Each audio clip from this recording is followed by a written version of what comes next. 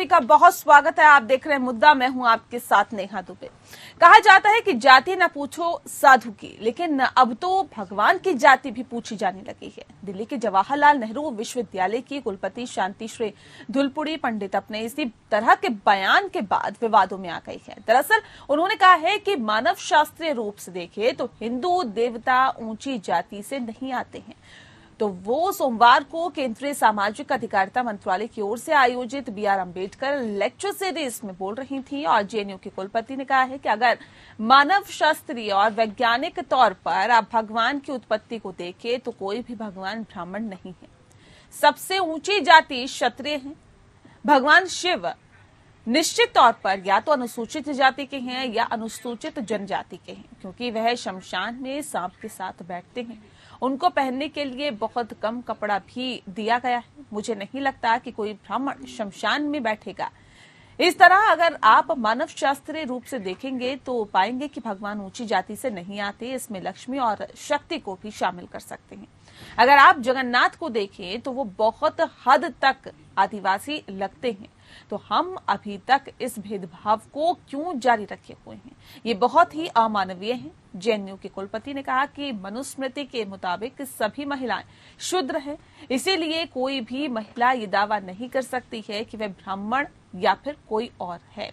मेरा मानना है कि केवल शादी से पति या फिर पिता की जाति आपको मिलती है। मुझे लगता है कि ये असाधारण रूप से प्रतिगामी है। सोमवार को दिए भाषण में जेएनयू की कुलपति शांतिश्री धुलपुड़ी पंडित ने के साथ ही आपको बता दें कि राजस्थान में 9 साल के एक दलित लड़के की हाल ही में हुई मौत का जिक्र भी किया, जिस पर ऊंची जाति के शिक्षक ने कथित तौर पर हमला किया था। और उन्होंने कहा कि दुर्भाग्य से बहुत से लोग हैं जो कहते हैं कि जाति जन्म पर आधारित नहीं थी, लेकिन आज ये जन्म पर आधारित है। अगर कोई ब्राह्मण या कोई अन्य जाति का मोची है तो क्या वह तुरंत दलित बन जाता है? वह नहीं। जेएनयू की कुलपति शांतिश्री धुलपुड़ी ने कहा है कि मैं ऐसा इसलिए कह रही हूं क्योंकि अभी हाल ही में राजस्थान में एक दलित बच्चे को सिर्फ इसीलिए पीट कर मार डाला क्योंकि उसने पानी को छू दिया था। उसने उस पानी को पिया नहीं था, लेकिन केवल ऊंची जाति के व्यक्ति के पानी को उसने छुआ ही था। कृपया इसे समझिए, ये मानवाधिकार का प्रश्न है। हम किसी इंसान के साथ इस तरह का व्यवहार कैसे कर सकते हैं? उन्होंने कहा कि हिंदू कोई धर्म नहीं है, बल्कि ये जीवन जीने का एक तरीका है। और अगर ये जीवन जीने का तरीका है तो हम आलोचनाओं से क्यों डरते हैं? लेकिन अब जेएनयू की वीसी के इस बयान की आलोचना हो रही है। कई हिंदूवादी संगठन ने उनके खिलाफ मोर्चा खोल दिया है। जिस तरह उन्होंने भगवान के लिए जाति और धर्म में बांध के भगवान का ही नहीं अपमान किया, करोड़ों आस्थावान लोगों का अपमान किया है। सिर्फ ब्राह्मणों का अपमान नहीं किया है, उन्होंने हर जाति, हर धर्म, हर हिंदू का अपमान किया है जो अपने भगवान की आराधना और पूजा करता है।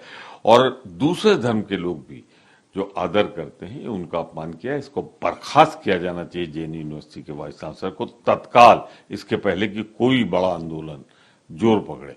अपना देख तो नहीं पा रहे यूनिवर्सिटी, वहां छात्र मारे जा रहे हैं, उनके सुरक्षा गार्ड मार रहे हैं उनको, और वो इस तरह के बेतुके बयान दे रही हैं। मुझे लगता है कि उनका मानसिक संतुलन बिगड़ गया है। जेएनयू के अंदर एक क्लासरूम बुक कराना अगर होगा पढ़ाई करने के लिए, उसके लिए रेक्टर तक परमिशन लेना पड़ता है, जबकि रेक्टर का एक प्रोग्राम चल रहा है, मंत्रियों को बुलाया जा रहा है, सबको बुलाया जा रहा है, परंतु छात्रों का बिल्कुल नहीं सुना जा रहा है। हमारा वीसी मैम से कोई दिक्कत नहीं है, ना जेएनयू के स्टाफ से भी, ना गार्ड से। गार्ड तो हमारे जो भी स्टाफ है वो हमारे माई बाप है, भाई बंधु है। हम तो घर छोड़कर एक दूसरे घर में आए हैं, तो एक कम्युनिटी, एक परिवार की भावना के साथ रहते हैं। इसलिए हमारा वीसी मैम से आग्रह है कि आप इस करप्ट रेक्टर को तुरंत से तुरंत बर्खास्त करो, जिन्होंने ऑर्डर दिया है पिटाई करने का, क्योंकि इसके पहले हम लोग कुछ भी कर लें। यह हमारा प्रोटेस्ट तो बिल्कुल नहीं था, हम सिर्फ एक डिमांड रखने गए थे। इसके लिए आप पिटाई कर दोगे क्या? जहां मौका मिलेगा वहां पिटवा दोगे? ये तो बिल्कुल अनप्रेसिडेंटेड है। जब तक रेक्टर की बर्खास्तगी नहीं होती, जब तक ये माफी नहीं मांगते और जब तक एक डेट नहीं दे दिया जाता है कि जेएनयू के हालात कब तक सुधरेंगे, तब तक हम लोग इसी रूप से जो सत्याग्रह कर रहे हैं, अब सत्याग्रह हम लोग करेंगे। तो जेएनयू के कुलपति ने जिस तरह का बयान दिया उसके बाद विवाद जो है वो थमने का नाम नहीं ले रहा है। भगवान की जाति पर हंगामा लगातार हो रहा है और जेएनयू के कुलपति का विवादित बयान जो है उसमें साफ तौर पर कहा गया है कि हिंदू देवी देवता ऊंची जाति से नहीं आते हैं और तमाम तरह की बातें उन्होंने कही है। इस विषय पे आज हम तफसील से चर्चा करेंगे। खास मेहमान हमारे साथ मौजूद हैं, उनसे आपका परिचय करा देते हैं। इस वक्त हमारे साथ कैप्टन आई सिंह जी हैं, प्रवक्ता है भारतीय जनता पार्टी के। बहुत स्वागत है आपका। संध्या दुबे जी हमारे साथ जुड़ गए इस वक्त हमारे साथ, जो शिक्षाविद हैं। संध्या जी आपका भी बहुत स्वागत है। कंचन यादव जी हमारे साथ जुड़े हैं, जो कि रिसर्चर स्कॉलर है जेएनयू के। बहुत स्वागत है कंचन जी आपका। ओम सुधा जी हमारे साथ हैं, जो कि वाम समर्थक हैं। ओम जी आपका भी बहुत स्वागत है। इस खास कार्यक्रम की शुरुआत हम संध्या दुबे जी आपके साथ करते हैं, क्योंकि आप शिक्षाविद हैं, बेहतर तरीके से समझा पाएंगे। लेकिन अब सवाल इस बात को लेकर है, जेएनयू किस लिए है, जेएनयू में क्या काम होना चाहिए और ये हो क्या रहा है? अगर देखें तो अगर कुलपति इस तरह के विवादित बयान देंगी तो क्या इसे उचित ठहराया जाए क्या, और कहां कहां पर आपको लगता है आपत्ति है? बिल्कुल सही बात है, क्योंकि हम एक शिक्षा केंद्र में जहां हम किसी को भी जाति नहीं बांध सकते और ईश्वर की बात है, ये तो हम सभी बच्चे आ रहे हैं और आ रहे हैं। भगवान की कोई नहीं होती किसी भी चीज के। आज हम जिस पद पे हैं, मेरा ये मानना है हम सर्वधर्म सम्मान की बात, उनको शिक्षा के प्रति उनके मार्ग में आ रही बात क्या बाधाएं आगे उनकी बात समझे, एक बेहतर दे सके विश्वविद्यालय के अंदर, ताकि वो वहां पे एक संरक्षण के तौर पे अपनी शिक्षा प्राप्त कर और हमारे देश के आधार स्तंभ बन सके आगे। इस तरीके के विवाद बच्चों के मन में आते हैं और कहीं न कहीं हमारे विश्वविद्यालय के माहौल खराब करते हैं। कंचन, क्या वाकई ऐसा है क्या? इस तरह के जो बयान है वो विश्वविद्यालय के जो माहौल है उसको खराब करने का काम करते हैं, और कुलपति से इस तरह के बयान की उम्मीद की जा सकती है क्या?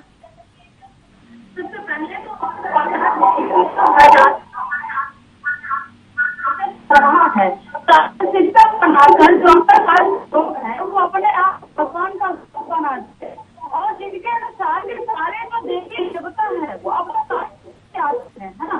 तो ये कहाँ है? और उसके बाद अगर ये कुलपति से इमरान कहा जाता है, ऐसे कहा जाता है कि ऐसा नहीं। कंचन, आपकी आवाज हम तक ठीक से नहीं पहुंच पा रही, एक बार फिर से आपसे कनेक्ट करने की कोशिश करते हैं। लेकिन कैप्टन आई सिंह जी किस तरह से इसे देखते हैं और उसके ऊपर राजनीति क्यों? कहाँ आपत्ति है भारतीय जनता पार्टी को?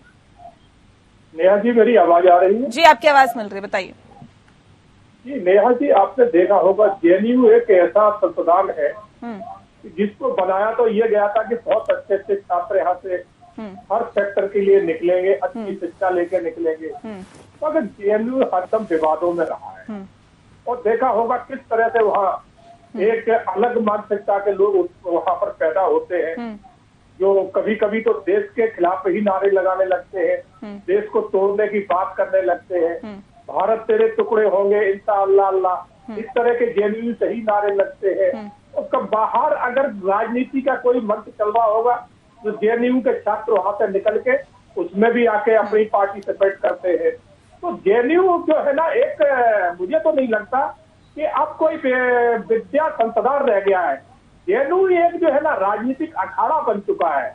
तो मैं तो यही कहूंगा भारत सरकार से, ये मेरी सोच है, मैं अपनी पार्टी की नहीं कह रहा हूँ, कि ऐसे जेएनयू को खत्म कर देना चाहिए जो हरदम विवादों में रहता हो, जहाँ से देश तोड़ने की बातें होती हो, जहाँ से हमारे। तो इससे इनकार कर सकते हैं आप कि जेएनयू से बच्चे पढ़कर न सिर्फ देश का नाम रोशन करते हैं बल्कि विदेशों में भी जाते हैं, इससे इनकार कर सकते हैं आप? उसी जेएनयू के जो है ना देश तोड़ने की भी बात करते हैं, उसी जेएनयू के जो है ना ये कहते हैं कि भारत तेरे टुकड़े होंगे इंशाअल्लाह। तो उसी जेएनयू में इस तरह के भी छात्र पैदा होते हैं। मैंने ये नहीं कहा कि अच्छे नहीं है, वो अच्छे भी होते हैं, मगर ज्यादा संख्या ऐसे लोगों की है जो ढपली बजा के और एक सरकार का विरोध करते हैं, प्रधानमंत्री को गाली देते हैं, राष्ट्रपति को गाली देते हैं। ये भी जेएनयू ही के ठीक है। ओम जी, कितना इत्तेफाक रखते हैं आप कैप्टन साहब की बातों से? वो कह रहे हैं कि अब तो जो है एंटी नेशनलिस्ट चीजें वहां पर ज्यादा होने लगी है।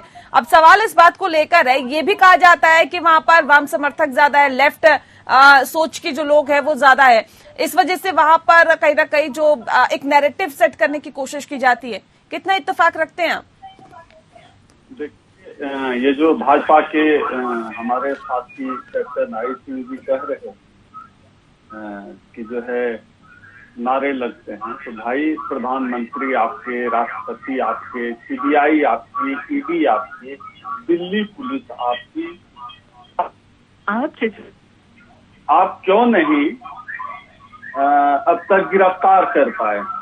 क्यों नहीं कर पाए? कन्हैया कुमार घूम रहा है, सब लोग, तो उस मामले में कुछ हुआ ही नहीं।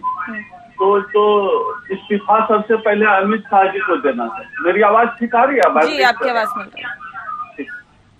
तो ये दूसरा, जिस मुद्दे पर आज का डिबेट है वो नहीं हो पाया। वाइस चांसलर ने, जो जेएनयू के वाइस चांसलर जी ने कहा है, मुझे तो लगता है कैसे नमूने दिखा रखे हैं लोगों ने। आप बताइए, कोई उनका भाव ये है कि कोई नंग धरंग है, कम कपड़े पहन रहा है, पहाड़ पे है, तो वो दलित हो गया। ये कैसी सोच है भाई?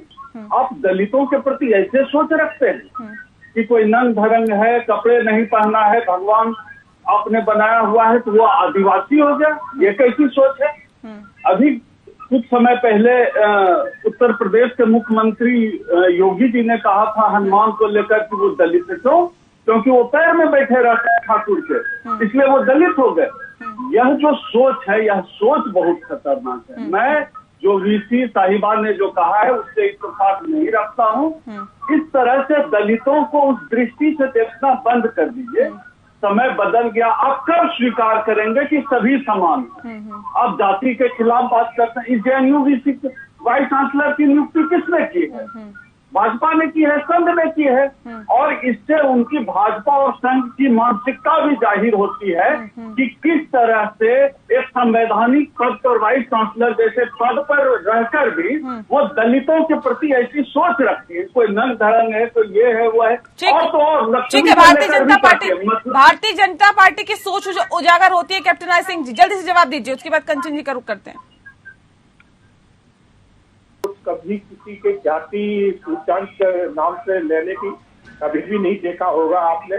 भारतीय जनता पार्टी ऐसी है जिसने सुप्रीम कोर्ट का आदेश बदल के और दलितों का जो एक्ट था वो बरकरार रखा था, जबकि सुप्रीम कोर्ट ने उस पर जांच के आदेश कर दिए थे कि जांच के बाद मुकदमा होगा। मगर भारतीय जनता पार्टी के प्रधानमंत्री देश के नहीं कह रहे हैं कि वाइस चांसलर को नियुक्त किसने किया है, कुलपति को नियुक्त किसने किया है?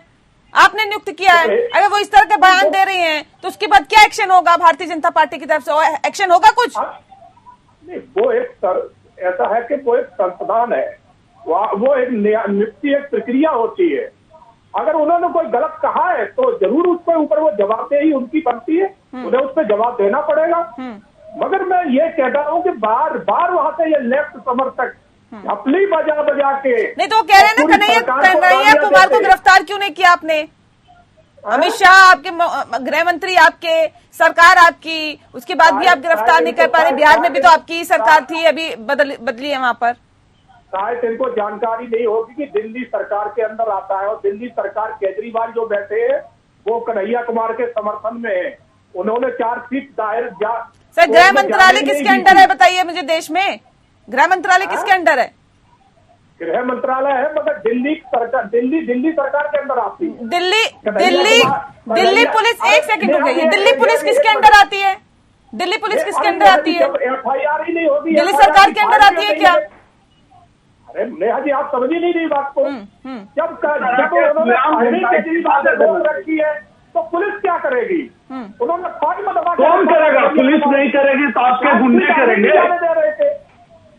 पुलिस नहीं करेगी, उनको गुंडे ही प्राप्त करेंगे। जान दिया था जमाने में कूद के आए, उसके बाद उनकी नहीं चला पा रहे, आगे बढ़ाते उन्होंने रखा था। होने का नारा देने वाले ये तो जेल में अभी होनी चाहिए और आप बोले जा रहे हैं लोगों से मैं बात नहीं करता जो की बातें करते हैं।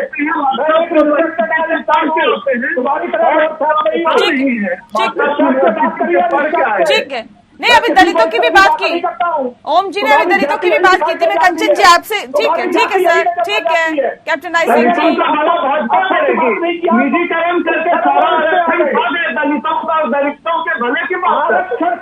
सवाल ही तो पूछा है इसमें कैप्टन आई सिंह जी, सिंह साहब, इसमें भड़कने की कौन सी बात है सर? सवाल ही तो पूछा है, सवाल तो पूछेंगे ही ना। सरकार आपकी है।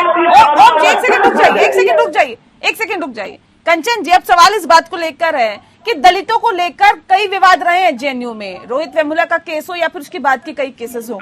अब सवाल ये है कि क्यों आखिर ये जातिगत आधार को इतना ज्यादा बड़ा करने की कोशिश की जाती है?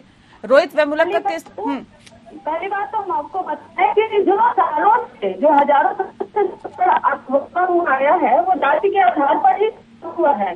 जाति बनाया गया, अपर कास्टों के ब्राह्मण है कहा गया, और ये कहा गया जितने भी देवी देवता ब्रह्मांड है वो उनके सब ब्राह्मण है, और इसलिए क्योंकि हम ब्राह्मण हैं तो सारे मैसेज होगा वो हमारे थ्रू आएगा, हमारे लोगों में जाएगा। अब कोई ये कहता है ब्राह्मण नहीं है, अगर कास्ट भी एसटी थे तो मैं विरोधी करूंगी इसका। लेकिन अगर ये कोई कहता है कि ये कपड़ा क्यों ऐसा है, इसलिए वो जो देवता कपड़ा ऐसा वो इसलिए देवता है, तो ये गलत है।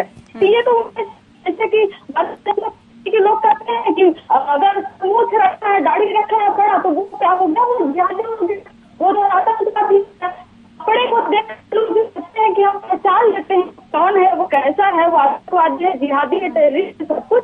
तो ये यहाँ पर गलत है। लेकिन इसका जो सालों से, इनका वर्षों से चला हुआ है कि सारे देवी देवता ब्राह्मण है, ये गलत है।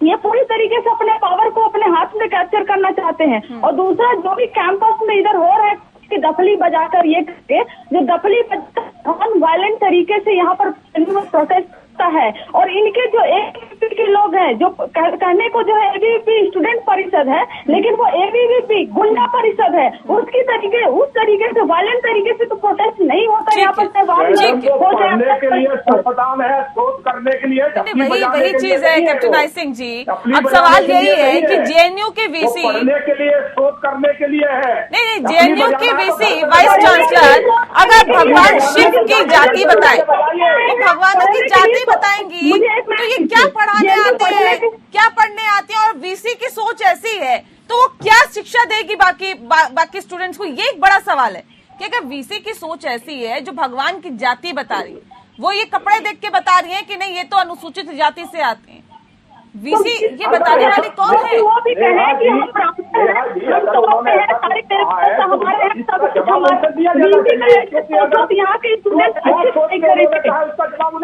जेएनयू में क्या जाति के आधार पर ही शिक्षा दी जाती है क्या? में जाति के आधार पर शिक्षा दी जाती है कि नहीं दी जाती है और दूसरी बात है, लेकिन जेएनयू इतना सिखाता है कौन है जिसका शोषण हुआ है और कौन है जो यहाँ पर शोषित है, इतना सिखाता है। अगर यहाँ पर वीसी अगर ये कहती है कि कौन है उससे ब्राह्मण शोषित का कोई माना नहीं रखता। आज जो इसमें कोई गलत बात है, हो चुके हैं, और जो अपने आप को दलित कहते हैं वो सर्वोपरि हो चुके हैं, क्योंकि उनको आरक्षण मिल रहा है, और जो सर्वण जाति के हैं गरीब से गरीब होकर मैं जवाब देना चाहूंगा, आरक्षण नहीं मिल रहा है। तो ये तो आरक्षण देना बंद करिए ना। सबसे बुरी व्यवस्था है। सिंह साहब कैसी बात आप कर रहे हैं सर? सरकार आपकी है, आरक्षण की जरूरत नहीं है। तो क्यों आरक्षण देते हैं आप? क्यों आरक्षण दे रहे हैं?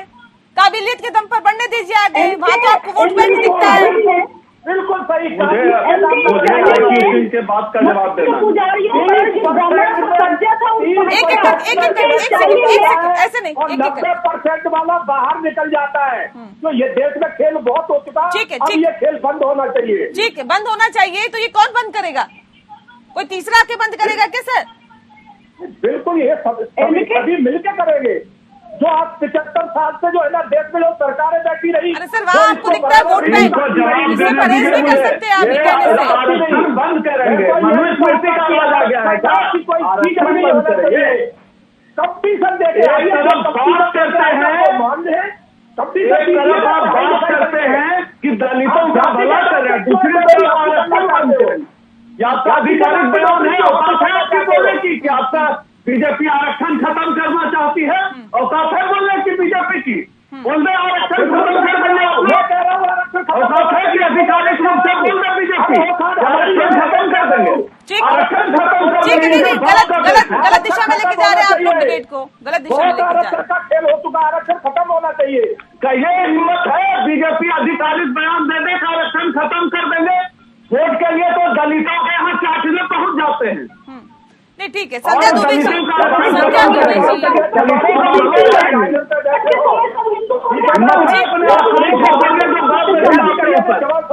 ठीक है, आरक्षण खत्म कर देंगे। ठीक है। ओम जी भड़किए मत, अभी कोई आरक्षण बंद कर रहा है क्या? बहुत कुछ खत्म कर देंगे। ये आधिकारिक बयान दे, भाजपा की हिम्मत है आधिकारिक बयान दे कि आरक्षण खत्म कर देंगे। ये अपनी बजा बजा के स्मृति को गाली देने का क्या मतलब होता है? उनको समानता आप आरक्षण